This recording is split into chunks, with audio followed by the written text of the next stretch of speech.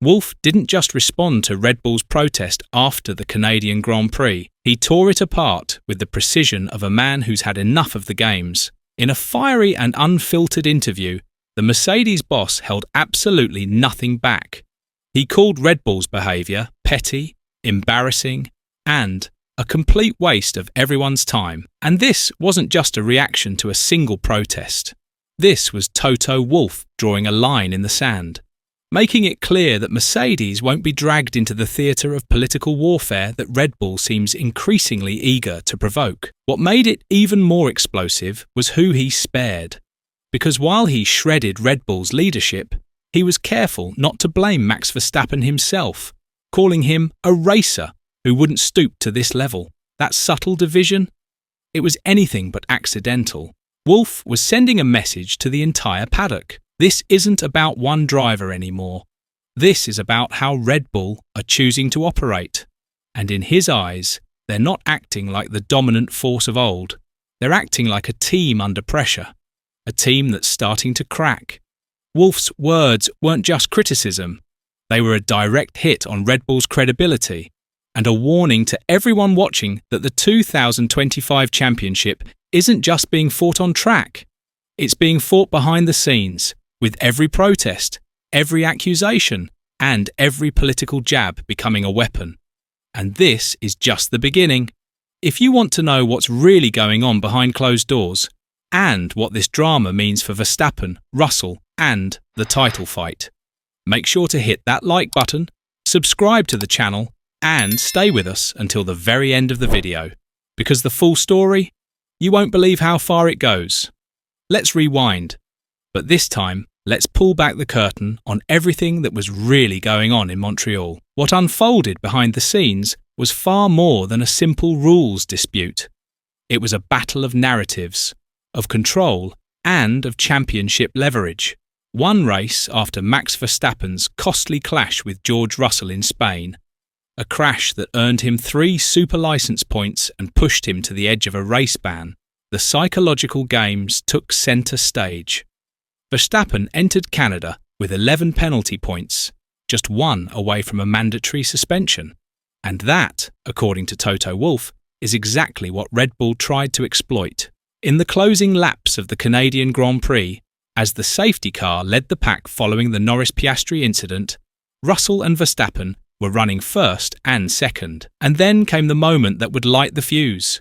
Russell, leading the race, appeared to brake suddenly. A typical move under a safety car for tyre and brake management, but one that caught Verstappen completely off guard. Max sailed past him, momentarily overtaking under safety car conditions. Cue chaos. Russell was instantly on the radio reporting Verstappen for the overtake. Verstappen fired back, claiming Russell's braking was aggressive and unpredictable. Red Bull didn't just let it go. They pounced, submitting a formal protest hours after the checkered flag fell. But they didn't just challenge the move, they dug deep into the rulebook. Red Bull cited Article 55.5 of the FIA sporting regulations and Article 12.2.1.m of the International Sporting Code, accusing Russell of both dangerous braking and unsportsmanlike behaviour. It was an aggressive legal strike, the kind of protest that smells more like a power play than a pursuit of fairness. And the FIA saw right through it. The protest was dismissed as baseless. No further investigation, no penalty, no questions asked. Case closed. Or so it seemed. That's when Toto Wolff let rip. In one of his most openly scathing interviews in recent memory, the Mercedes boss labelled the protest petty, embarrassing, and nonsensical. His voice didn't shake, his words didn't falter.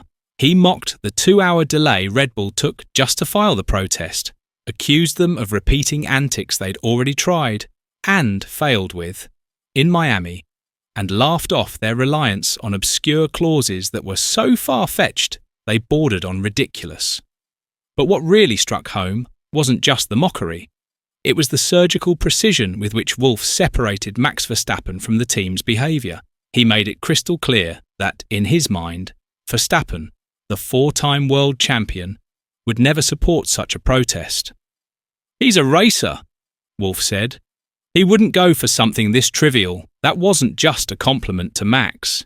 It was a calculated dig at Christian Horner and Red Bull's leadership. Wolff wasn't fighting Verstappen. He was fighting the structure behind him, and, in doing so, positioning Mercedes as the honest, fair-playing team while casting Red Bull as the manipulative villain. And then, as if to prove Wolff's point, Verstappen himself poured cold water on the entire situation. Calm, measured, dismissive. He chalked the incident up to confusion behind the safety car, said both he and Russell were just trying to encourage the safety car to speed up, and insisted there was no foul play on either side, just two drivers caught out by a miscommunication.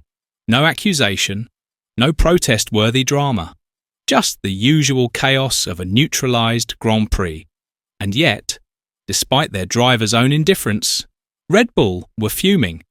Why? Because the reality is simple and uncomfortable. They know Max is one misjudgment away from sitting out a race. That pressure, the looming threat of a ban, is shaping everything they do. Wolff sees it. Mercedes see it. And now they're using it against them. Because in F1, where every psychological edge matters, this isn't just about lap times anymore. It's about control. Red Bull, once the masters of domination, now look like a team under siege.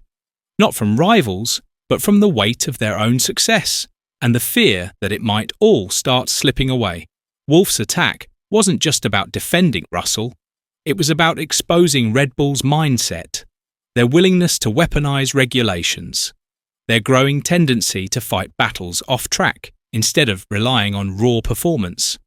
And the fact that this protest, one that even Verstappen dismissed, became a headline, says everything about the new tone of this championship. The gloves are off. The PR war is just as intense as the racing. And if Red Bull keep playing these games, they risk not just embarrassment, but alienating the very driver they're counting on to deliver the title. Wolff didn't just shut down the protest. He exposed the cracks forming beneath Red Bull's polished surface. So hit that like button, subscribe to the channel, and don't go anywhere. Because if this is how they're fighting now, just imagine what's coming next. The Canadian Grand Prix may be over, but the battle that just erupted goes far beyond a single race weekend. This was more than a protest.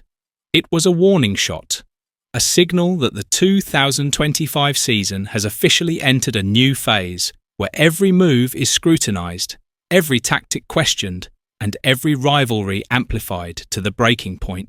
Toto Wolff's explosive takedown wasn't just about defending George Russell.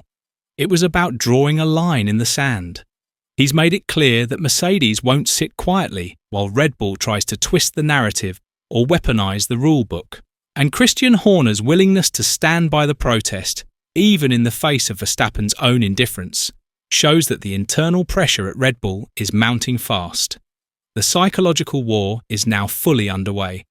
The next few races won't just be about speed or strategy. They'll be a test of nerve, of leadership, and of who can keep their cool when the tension hits boiling point. Verstappen, just one penalty point away from a race ban, is walking a tightrope. Russell, newly empowered after holding his own both on and off track, is becoming a wild card in this title race. Mercedes, they're sharpening their weapons, not just in the garage, but in the paddock politics that define modern F1. So if you thought this story ended with a rejected protest, think again. What's coming next could shake up everything. Rivalries are intensifying, tempers are flaring, and the gloves are well and truly off. Make sure you're subscribed, turn on those notifications, and get ready, because the real fight for the 2025 championship has just begun. And it's going to be unmissable.